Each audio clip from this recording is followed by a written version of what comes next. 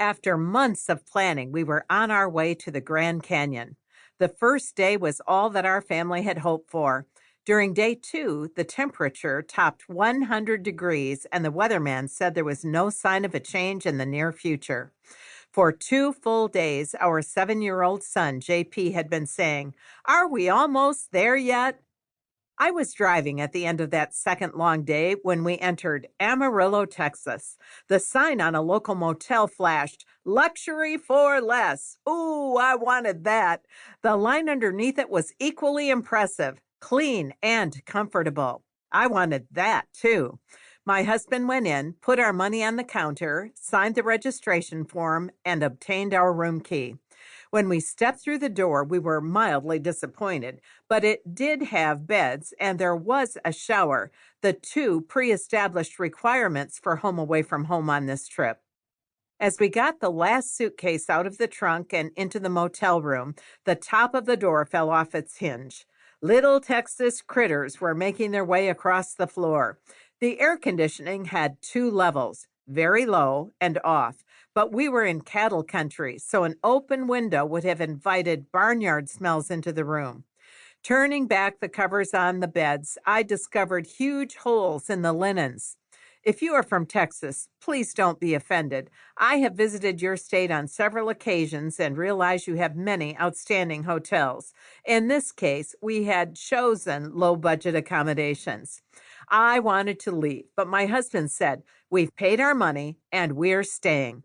It was one of those times when he had non-verbally said, "The end, amen, case closed, don't bring it up again."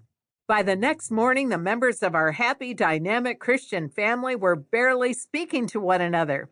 We silently packed the suitcases into the car, and with the exception of answering the questions of young JP, we spent the entire last day of the trip with no laughter, no fun, no conversation, and no music. Later that day, we stopped at one of the viewing points along the south rim of the Grand Canyon. We parked the car and prepared to get our first glance of the site. I was wearing sandals with heels on them, and I had every intention of putting on my tennis shoes, which were in the back seat. At that moment, my husband looked at me and broke the silence. "Surely you don't plan to see the Grand Canyon in high heels."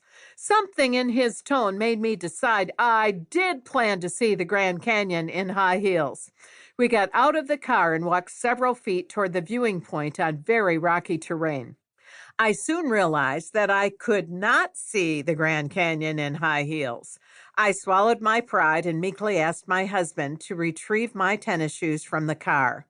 Irritation is not quite the word to describe what he was feeling at that point.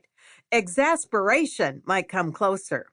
I'm sure Jean planned to throw the shoes to me rather than at me, but one of them hit me in the chest and the other one went flying beyond me. A young couple passing by us attempted to hide their amusement. In my humiliation, I burst into tears, ran back to the car, and threw myself into the front seat as I shouted, "I've never wanted to see this dumb old canyon anyway. You and JP go look at it. I'll be waiting here in the car."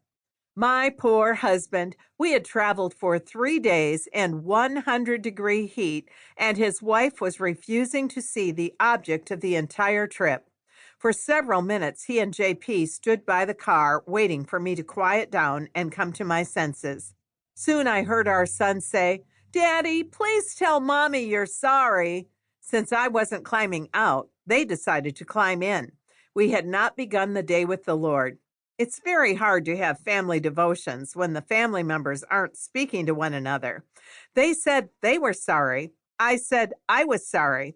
And together we told God how sorry we were for our terrible attitudes and lack of communication with Him and one another.